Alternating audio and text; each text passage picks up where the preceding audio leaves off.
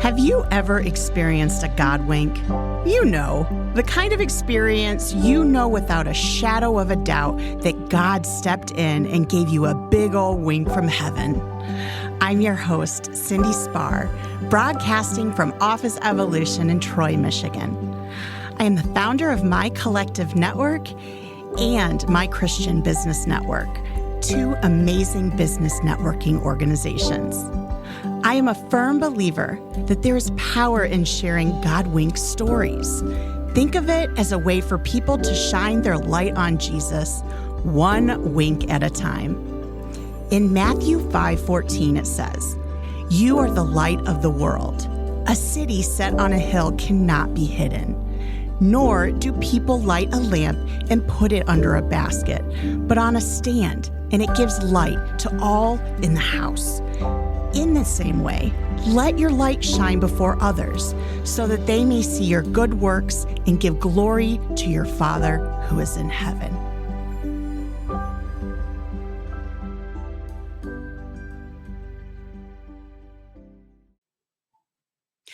Welcome back, everyone. My name is Cindy Spar, and I am the host of the God Wink podcast. And today we have with us Martha. Is it Burich or Burich? Burich. Burich. Yes. Well, Martha, welcome to the God Wink. Thank you. So happy to be here. Well, hey, Martha, I would just love for you to share a little bit about yourself, personal and professional, with our listeners. Well, what can I say? Let's start with, I always already, Mom always loved my brother better, but that's a whole nother story. So, but you know what? Research does say that a lot of siblings, especially professional athletes, say that sibling rivalry is what spurred them on to greatness. So there's something to be said about that. Anyway, I had spent 10 years as a child psychology professor.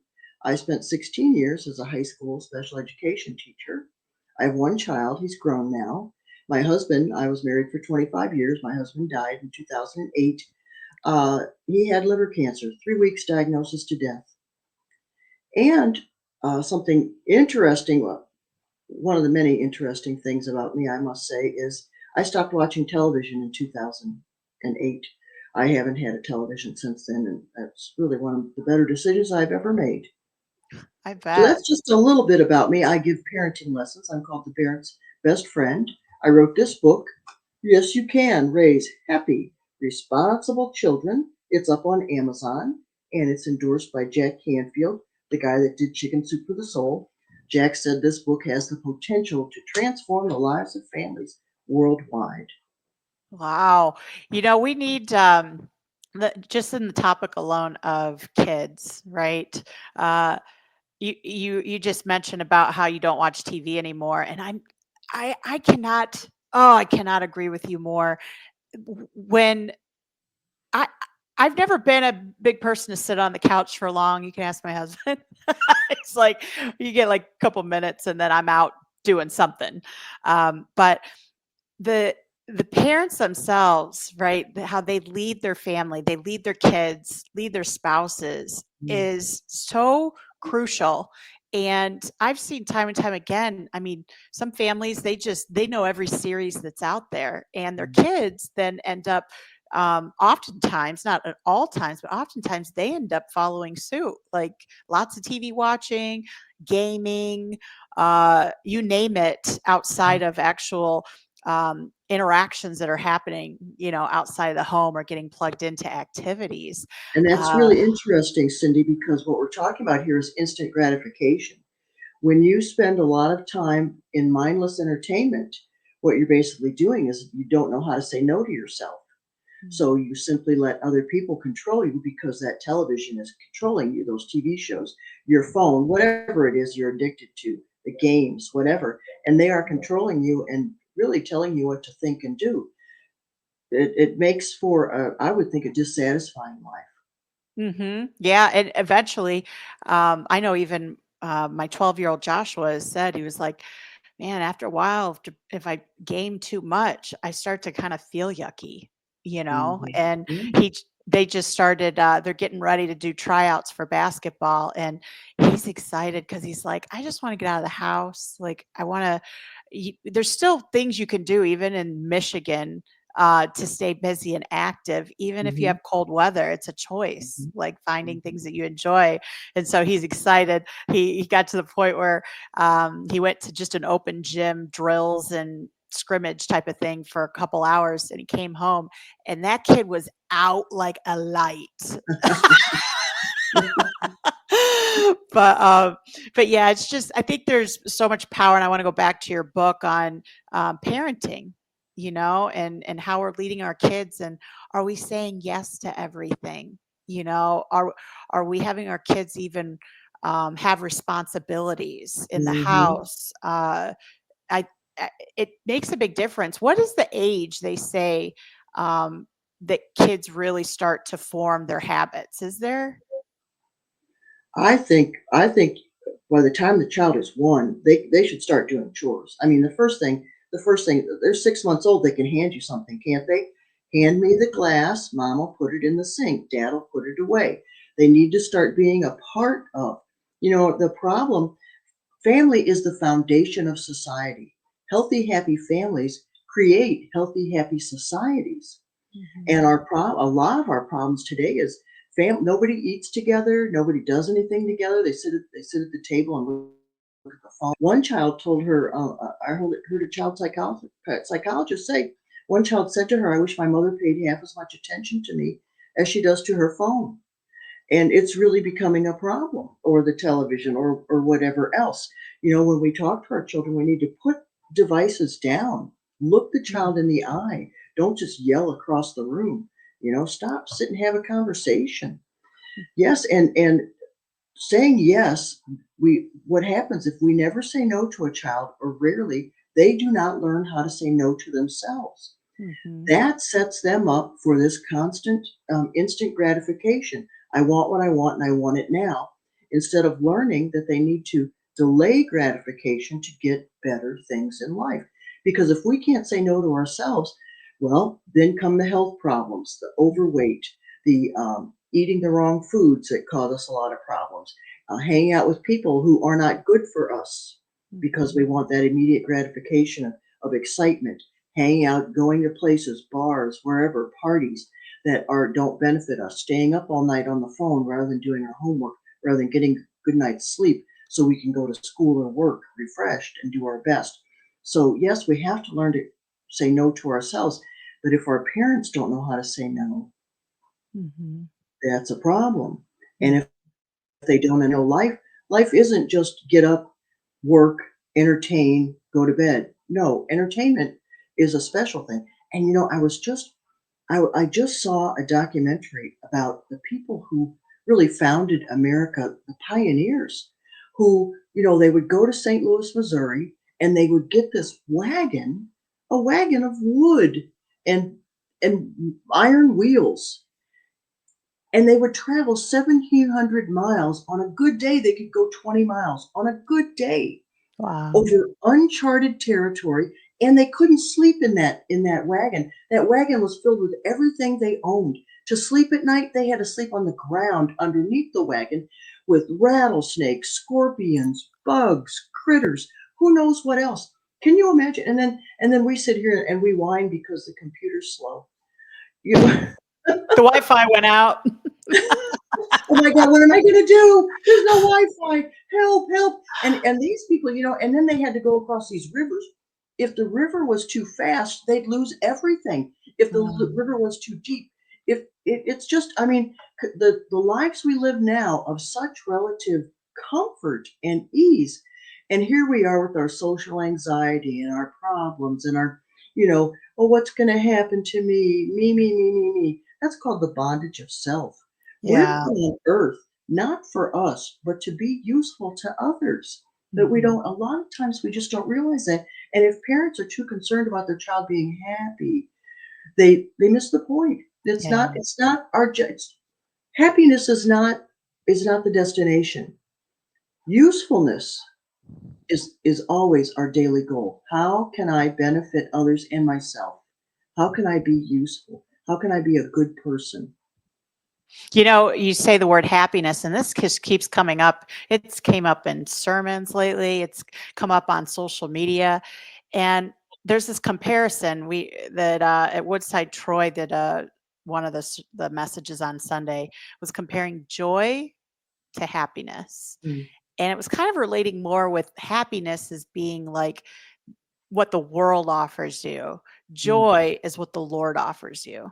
mm, So it's like having a perspective of you can have joy even if you're in a valley. It's that you're choosing to have a mindset of gratitude, and it turns that thinking into joy, like honest to goodness, inner soul joy. And we actually have a podcast we're recording after ours today. He wrote a book on happiness and kind of goes into what is What happiness, is you yeah, know? Yeah, but and so kind of going back with this whole yes and no, in our family, uh, we had a conversation with cell phones. I mean, our kids, we didn't give them the cell phones.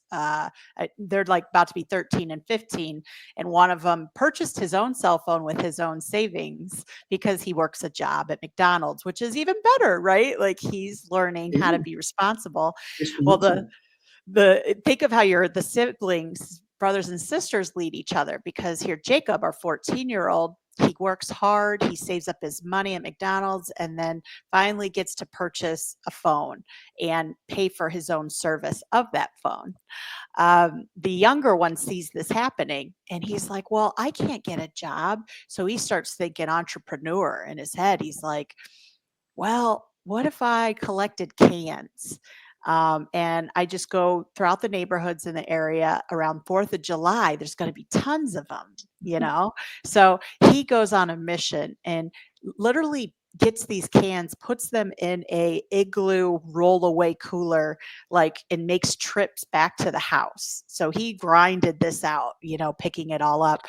Wow. And I kid you not, he had returned the cans, and it came up to like $900 worth of bottle returns. Whoa, that is one enterprising young man. Yeah, Wow. he's driven, and the other kids started noticing because he'd come to their houses, and they're like, "What are you doing?" He's like, "Collecting cans," and they're like, "For a charity or something?" And he goes, "Well, no, I'm just collecting cans." And it was funny because one man said at the door, "You should just like tell people you're doing it for a charity. That sounds better." And my son's like, "Well, that would be lying." That's right. That would be lying. And he's giving a service. He's giving a service for people who don't want to do it. Plenty of Right? people have plenty of cans. They are not going to return them themselves. It's a blessing that he's doing that. And he took the higher road because he came home and he goes, "Should I be telling people? Like, what are they talking about?" I said, "You should never lie." I No, said, "Tell the truth." And he goes, "Well, now my friends are starting to collect cans and they're lying and telling people that they're, you know, doing it for a charity when I know they're not, because yeah, we all know each other." And I said, "Don't become the world." I says, "Just be honest with people. Let them know you're just working hard and you're a 12-year-old. You can't get a because job, so." when people hear the other ones basically betrayed them, they lied. Yeah, yeah. And then to have that on your conscience every day, knowing that you are doing something every day and Mhm. it's not right, it's underhanded. And yeah, that talk about destroy self-esteem and talk about immediate gratification. So because you want, filthy lucre, and money is a good thing, but to lie Mhm. for it and Not worth to it. be underhanded, not worth it. No, and Live on our spirit. to even hear him go through this, he's like, for him to be open with me and say, "Should I be lying?" And I says, "Well, what do you think the right thing to do is?" And he's Yeah. like, "I don't think it's right. Like, I think I should tell the truth." But then what if all these kids get all the cans because they're saying they're doing it for a charity? I said, "It doesn't matter. You have the upper hand overall of knowing in good conscience you're doing the right thing." And so that's not even the first thing he ever purchased. He saved all kinds of money doing work, pulling weeds, and bought himself a full size trampoline in the backyard. He works Wow.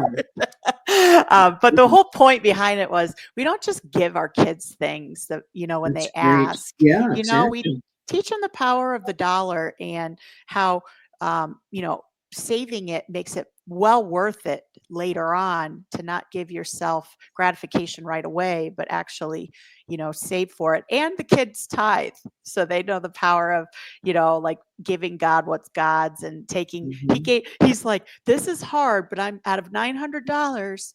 I'm going to give that 10%. It is hard, isn't it? Yes, it is. Yes, it is. Yeah, but it's well worth it. Well, just going to take a quick break. And when we come back, Martha, you shared with me just an amazing God wink story of how God's moved in your life personally. So, listeners, sit tight and we will be right back with you. Hey Godwink listeners, this is Joy Starr. If you're looking for a trusted partner to ensure your home is safe and sound, look no further than Win Home Inspection, a veteran-owned business proudly serving Detroit metro area for the past 5 years. With a heart for serving this Christian community, Win Home Inspection delivers top-quality, reliable home inspection services you can trust. As a partner of the Godwink podcast, Win Home Inspection is offering a special healthy home inspection for just $249, a 10% savings exclusively for our listeners on the Godwink. Simply mention the Godwink podcast when scheduling your appointment to take advantage of this offer. Whether you're buying, selling, or just maintaining your home, let Win Home Inspection give you a peace of mind. Call 586-500-0099 or visit our website within the podcast notes to book your inspection today. Welcome back, everyone. This is Cindy Spar, the host of the Godwink podcast, and I'm just so excited to plug back in and have Martha share with us today her Godwink story. So, Martha, take it away. Well, I have many, yeah, but there's one well, two, but I will start with this one. After I retired, I spent 10 years as a child psychology professor at the college level. And then for 16 years, I was a high school special education teacher. And then I retired. And very typical, when people retire, they become bored. And they become bored, and next thing you know, they start drinking. And then they can't stop drinking. It's almost a joke. It happens so many times. So this is exactly what happened to me. And next thing you know, I'm drinking every day and I can't stop. I absolutely can't stop. I would try and I just couldn't. And I would say, I'm not going to drink today. And it just didn't happen. So one night I was listening to a podcast and the host said, I dare you, to ask God to make you quit. And she was just talking about addictions in general. And I thought, no, no, no, no, no. I am not going to ask God to make me do anything because that's how you wind up in the hospital or jail. So I thought, well, you know what? I'll ask him to help me. So I did. I prayed. I said, God, please help me. I'm still emotional about it. And immediately the thought came, well, go to AA. I thought, whoa. So I looked it up. I looked up AA on the computer, and there was a meeting 5 miles from my house the next morning at 10 in the morning. So I showed up there, and I haven't had a drink since, and that's been more than 6 years. Wow. So immediately Yeah, then you had no desire or anything? No. yeah. I just no longer drank. I no longer wanted to drink. And I remember at a meeting, I was about 2 months sober, and one man said to me, he goes, "Do you never get cravings?" I said, "No, I don't even think about it." Of Man. course, I worked really hard. I went to meetings every day, and they told me, they said, all you worry about is today. That's all. You don't worry about anything you did yesterday, and don't worry about what's going to happen tomorrow. You just worry about being a good person today and not drinking. And that's your assignment. And And was it there was, ever a time where you even took a sip? oh Like, no, oh my goodness, no. Oh goodness. man. An alcoholic cannot take a sip. And it's the first drink that does the damage. When a train hits you, it's not the caboose that does it, it's the engine.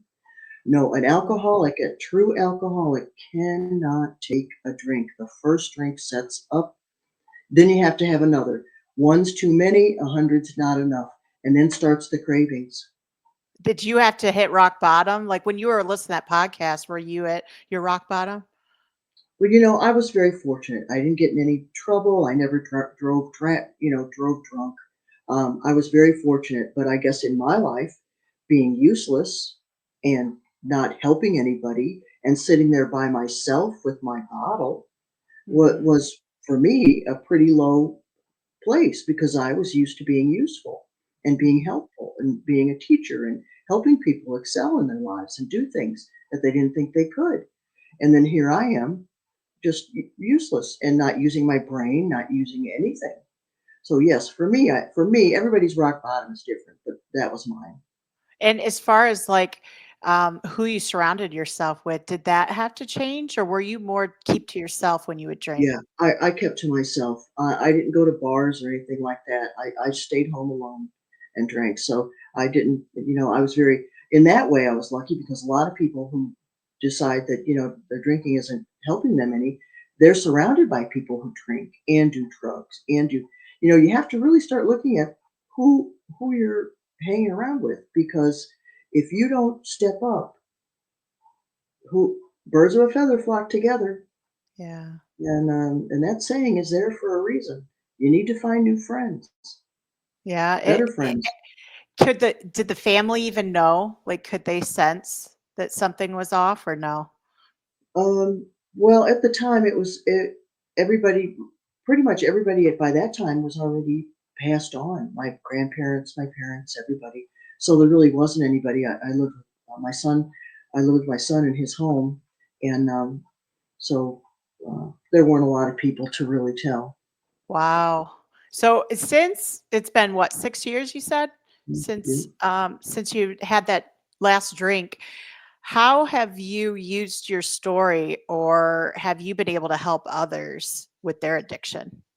I go to the jail. Here's another God wink story. I go to the jail every Monday to talk to the addicts and the alcoholics. I volunteer, and I go to the treatment center every Wednesday and meet with the women on Mondays at the jail and at the treatment center on Wednesday. And here's how I got there. I one day I go to AA and I was at a meeting and I was like, man, I'm bored. I'm bored. What am I gonna do? So when it came my turn for me to talk, I said, you know what? I'm bored. I got to have something better. I used to be a teacher. There's no challenge here. And the man across the table said, well, I'm on the corrections committee. Here's the application. You can go to the jail. Wow. Whoa. That's God. He was sitting right Yeah. there. That's one of those God things. Well, then, okay, so I start my meetings at the jail. The first woman there was someone I had known from the program, from AA, and who had gotten in trouble and had gone back to drinking. And she told me a story when she got released. She said that she had prayed every day for me because she had met me at a meeting and knew I was dependable. She said, "Please, God, let me be able to contact Martha. Let me be able to contact Martha. She'll be able to help me." And then she goes, and then one day you came walking in the jail. Wow. Wow, that Gives blew me me away. And now chills. she's been sober. Well, she's been sober 3 years, and she's engaged to a very nice Oh. man. I Oh, know. that's wonderful. So does Yeah. she serve at the jail? I mean, I know she was at that She point. lives in a different place. No, she's not in the jail anymore, but she does do a lot for AA and helps a lot of people. Wow. Man, I tell you what, we talk about people that are public and have the addiction, but people behind closed doors, like, I mean, there's got to be so much addiction out there that we may not even know about, Oh, yeah, and it was People, made worse at COVID. Yeah. yeah, like to be within the house and um I think in those in addiction too, it's hard to operate. I can tell the difference at least if with people that I've known that have alcohol addiction is if they're really, really happy and talkative, I know they're back at the bottle again. That's how I Mm. know. And it's sad because you don't want them to feel sad, right? Like to see them not very talkative and it just doesn't seem like they're happy with life. but those are kind of triggers that I always observe, like, oh, I know this person's, been challenged with addiction and they're in like a really, really good mood. And sad enough, I hope that's because Christ transformed them. But at the same time, I'm like, I wonder if I need to be praying for them. And it's temporary. That good mood is temporary because as soon as the alcohol wears off, and if they are alcoholics, it will cause problems. If not every day, it's certainly going to happen down the road. And yes, and then social anxiety is again bondage of self, and that's where that's why we need God. We need to talk to God, and we need to ask God to help us every day if you have social anxiety, because God gives us strength, and we need strength to get over ourselves. Mhm. The only way out is through. And what that means is, are you afraid of people? Then you go to the grocery store and you look every person in the eye and you say good morning. You say hello. You start conversations. You do the thing you're afraid of, because otherwise you are constantly going to be trapped in this whole me, me, me, me, me. What do people think of me? Oh, I made a mistake. How does that make you useful for anybody? Yeah. Even in the networking world, you have people that they need to get out there and meet people, but they're more of an introvert than they are an extrovert. And I tell you what, the enemy really works within networking when it comes to happy hours and Yeah. cocktails over networking. And, we think it's all innocent until it takes someone down gradually but surely. And I remember coming into it, I've never struggled personally with is like heavy alcohol addiction Mhm. because I didn't need to cover it. I'm more of an extrovert than I am an introvert, but I would watch people come in and they would grab a couple beers just to try and take the sting off so they could relax more.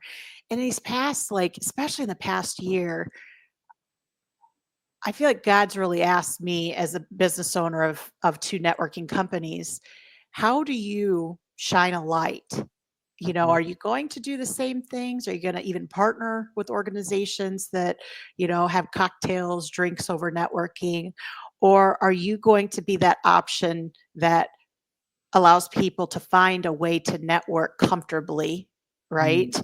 And that was a shift. Like we're going through it right now. People were like, "Oh, are you going to do this event that you used to do a couple years ago?" And I said, "No, because I would hate to be that person that caused someone to fall, Mhm. even Mhm. if it is just wine. Mhm. I just don't want to be the one that causes them to fall back into it." Um, and I want to create that culture movement to know you can come out, let's have a hot coffee, let's have a hot tea, let's have a hot cocoa, because God really does want to bless people, but we have to choose if we're going to go in a direction of drinking or in a direction of just genuine networking. So, And an option, if you choose to not have the alcohol at your events, then you want to make sure that any newcomers get welcomed and yeah, somebody's there to talk to them, because that's what their whole thing is. They're afraid they're going to stand out like a sore thumb and be standing there and have no one to talk to and don't know what to do. So if someone comes up to them and introduces themselves and helps them, that really, really sets the stage helps. for success. Yeah. Yeah, it's like, how do I use my connections in a strategic way? And especially when you see, uh, I always look at disc styles. If you see someone's more analytical and quiet, I'm going to find somebody that will take that sting off and easily can get a conversation going Hmm. without, feeling like Now, they have to I put noticed effort in. you have greeters at your events, don't you? Yeah, it's Yeah. greeted me. Yeah, made me Yep. feel very good. Yeah. Yeah. Oh, good. Yeah. Guest hosts. I'm like, who's an I? If you're an I, we're going to make you a guest host. See, that's really good. So you take the introverts and make them the guest host or make them the greeters. And see, that gives them all something to do. And that's such a blessing. It sure is. Well, were there any other God winks that we missed for today? I want to make sure I don't miss any of them. Well, you know what? God is every day. I'll tell you another story. My brother was going to go to a meeting. Every Wednesday, I go to the treatment center, but he goes to a different meeting. My brother's been sober 36 years. And so he was going to go to a gratitude meeting, and he had a pie because they were going to have a dinner. And he comes right back in the house. And I said, what happened? He goes, I have a flat tire. I said, well, I guess that means you're going to the treatment center with me. So he goes to the treatment center with me, and he sits in a group of men. And I sit in a group of women. And I finish up with the women, and I notice he's still sitting there with one fella. Somebody needed him. Man, when one little thing happens that tries to take you away, could still proceed. Somebody at that treatment center needed him because he's got 36 years of sobriety. He's got the information they need to know. Yeah. Wow, so good. Divine intervention, Well, Martha, are there any particular scriptures of the Bible that are like Martha's scripture?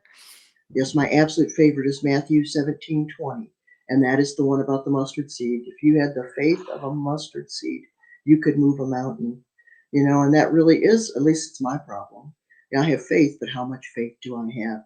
Do I have the faith of Robert Mueller, that man from England who opened the orphanages and trusted God to bring the food to the children every single day and to pay every bill? Yeah. No, I don't have that faith. I work at it, but I'm still working on it. So yeah, Sharon Howard, a friend of mine, was just bringing that up. She's like, this scripture about the mustard seed just keeps coming up. She's like, I talk about it and then it shows up somewhere else. But I started telling my son that. I was like, if we have the faith of a mustard seed, whenever he says, I says, you want to pray? Let's pray about it. You can't find something.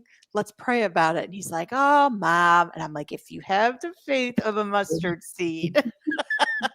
And a mustard seed is 1 millimeter. 1 millimeter. It's like that. That's like the top of a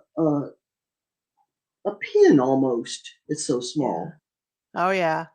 Yep. Speak truth. That's what he says. Well, Martha, if our listeners wanted to connect with you or purchase your book, how would they go about doing that? All right. Well, we'll start with the book is up at Amazon, so you can go to Amazon. I'm on Facebook, Martha Burich, and I'm on LinkedIn. I have my own website where you can learn all about my dog, because that's pretty much all I talk about on my website, marthaburich.com. I talk about my rescue dog and how we rescued him. I'm starting parenting lessons. They're starting in January. So you can find me on Facebook, on LinkedIn, on my website, marthaburich.com. You can get my book, Yes, You Can Raise Happy, Responsible Children, at Amazon. And all this will probably be in the show notes, correct? Correct. We got you. Well, Martha, thank you so much for being on the God Wink today. And listeners, I encourage you to connect with Martha. I think all of us as parents could use some sharpening of our saw. So I encourage you to check out, purchase Martha's book. She really did put her heart and soul into it because God has gifted her, especially when it comes to parenting and being your parenting expert. So Martha, thank you so much for being on today. Thank you, Cindy. Just loved it. Have a blessed day, everyone, and we will catch you on the next God Wink. I want to give a big thank you to Office Evolution Troy for providing their podcast studio for us this afternoon to record. If you have any questions or you would like to book your own time in their podcast studio, give them a call at 586-788-9966. If today's God Wink story really hit home with you, we would love to hear about it through the God Wink community on Facebook. If you know of someone that needs to hear today's God Wink story, show them some love and tag them on the God Wink podcast. You never know how a God Wink story might change their day around for the better. If you or someone you know has a God Wink story that the world needs to hear, we want to hear it. Simply click the link within the podcast notes to send in your God Wink story. Until next time, remember, God's got you. Wink, wink.